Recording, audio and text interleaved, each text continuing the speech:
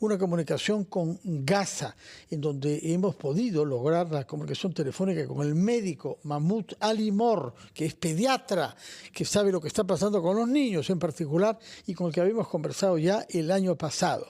Doctor Mahmoud Alimor, muy buenas tardes para usted, buenos días en el Perú. Buenas tardes. Sí, explíquenos por favor en dónde se halla usted y qué hospitales o qué servicios médicos están todavía funcionando en Gaza pese a los bombardeos israelíes de los últimos tiempos. Hola, me llamo el doctor Mahmoud Alimor, soy médico pediatra, trabajo en el hospital de Nasser. Ese hospital queda en el sur de la Franja de Gaza.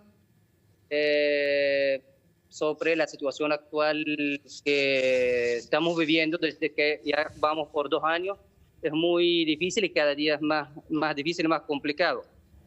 Justamente sobre eso queríamos preguntarle, porque Fernando citaba una conversación que sostuvimos con usted en octubre del año 2023. La situación, si uno la compara con lo que ocurría en ese momento a hoy, cuando además estamos ante el anuncio de Israel de ocupar la Franja de Gaza y expulsar a los integrantes de Hamas y exhortar a los que viven ahí a que vayan retirándose, ¿cómo diría usted que ha cambiado y cuál es la situación en este momento tras este anuncio israelí? Bueno, es una gran comparación en la vez que hemos hablado hace como 1 año y la situación actual. Desde todos los puntos de vista, tanto más bombardeo, más casas destruidas, más gente que han muerto durante ese tiempo, y se asuma más actualmente lo que es la falta de alimentos, de alimentación que estamos viviendo desde más de 5 meses y pasar hambre tal cual como lo estamos hablando, que nunca me imaginé en mi vida que vamos a tener tanta dificultad para sobrevivir. Sí, ahora háblenos de lo que es su especialidad médica, que es la pediatría, porque hemos visto testimonios elocuentes de algunos periodistas valientes, algunos de los cuales han fallecido. Ayer hemos visto en el bombardeo israelí a una carpa en la que habían 4 periodistas. Tenemos testimonios de niños famélicos. El problema principal, me imagino, que enfrenta como pediatra es la desnutrición de los niños. Y cuéntenos qué sabe usted sobre este tema en general, no solo donde se halla usted al sur, en Han Yunis, sino en el conjunto de la Franja de Gaza.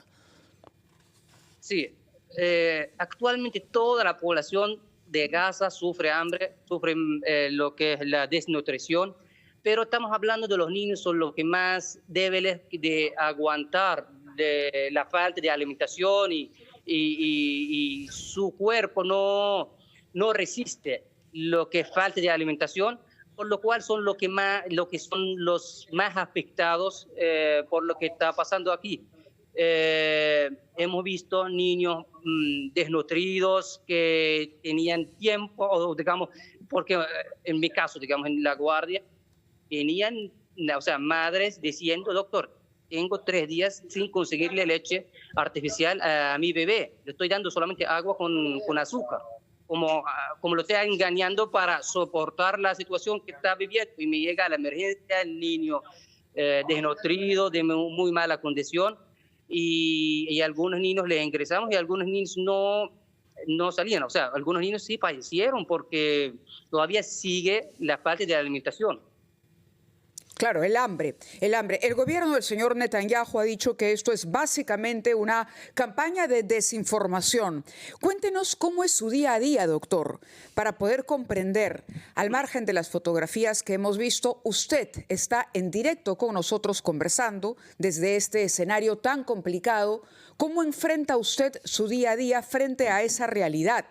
Estamos hablando de falta de alimento, me imagino que tampoco hay medicamentos para atender a los niños, y lo otro es el proceso de evacuación, ¿no? ¿Están las familias acatando, se están retirando o cuál es la situación de la población?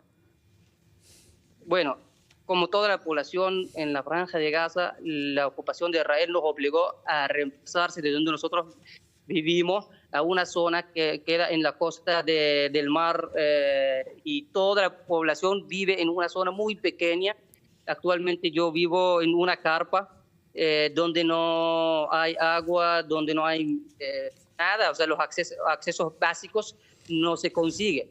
Entonces, y estamos hablando de una temporada de calor. Imagínense, la falta de agua y una temporada de calor. Y además la alta cantidad de gente que vive alrededor suyo. La mayoría de la gente ni siquiera consigue la alimentación, ni siquiera consigue o puede irse donde el médico porque no hay transporte. Entonces yo trabajo en el hospital de Nasser, hago guardia de 24 horas. Ya. Me cuesta para llegar al hospital, casi camino como 1 hora para poder llegar al hospital. Sí, porque no hay transporte. ¿Y qué impacto está teniendo las restricciones a la recepción de la ayuda humanitaria y de material médico también? Es escaso, es muy escaso. Trabajamos con las uñas, como le dicen, y con lo que hay.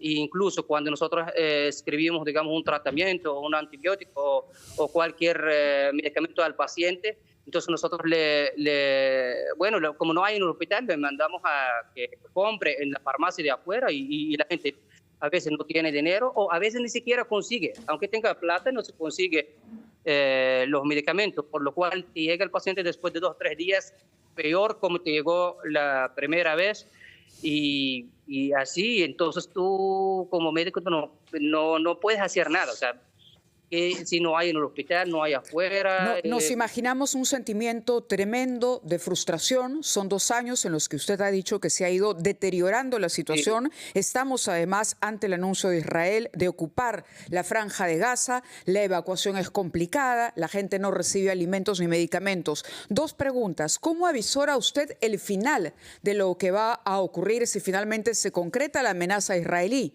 Y lo otro, hemos visto también imágenes de países que han enviado ayuda desde el aire, digamos, bolsas que se dejaban caer desde algunas aeronaves para tratar de aliviar la situación. ¿Esto ha funcionado o no ha funcionado? Y lo otro es pedirle su perspectiva luego de este anuncio que ha generado tremenda tensión en todo el mundo.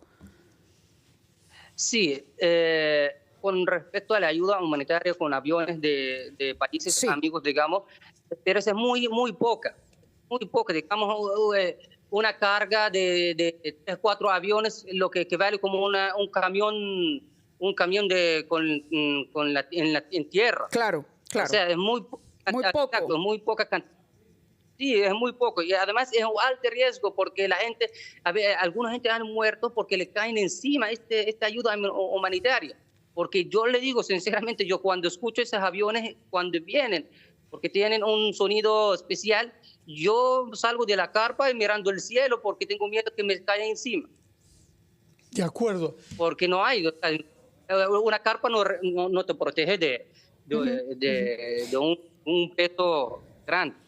Sí. Y la pregunta que le habíamos formulado de cómo analiza usted lo que viene, el escenario que viene.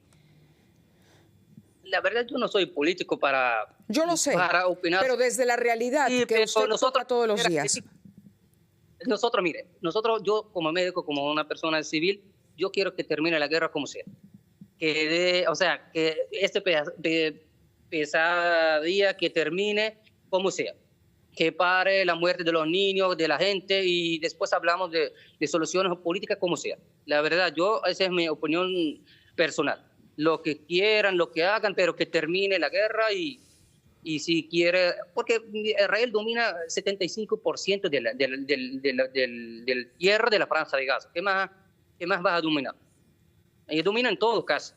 Entonces, si quieren hacer cargo de la educación, de la salud de esta población, bueno, yo por mí creo que será bien.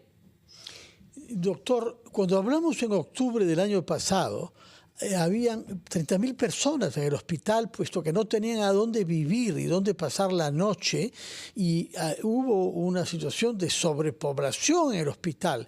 ¿Cómo han podido resolver ese problema y a dónde vive la gente cuyas casas han sido destruidas? Sobre todo en el norte, pero también en Khan Yunis, donde usted está, ¿no? Sí, porque anteriormente yo trabajaba en el Hospital Europeo de Gaza y eso fue bombardeado en mayo. Por eso, por lo cual yo me vine a trabajar en el hospital de Nasser, porque yo vivía cerca del hospital europeo y ya está bombardeado, incluso toda la zona. Y nosotros no sabemos cómo están en nuestras casas, porque nadie pudo ir y regresar. Todos los que intentaron ir a saber o ver cómo está la zona ya han muerto. Con respecto a los pacientes, es muy difícil porque el hospital es muy limitado con las camas, y estamos hablando de niños, pero nosotros ingresamos 3 pacientes en una cama. Algunas madres tienen miedo, o incluso por la contaminación se ingresa abrazando a su bebé hasta que le den de alta.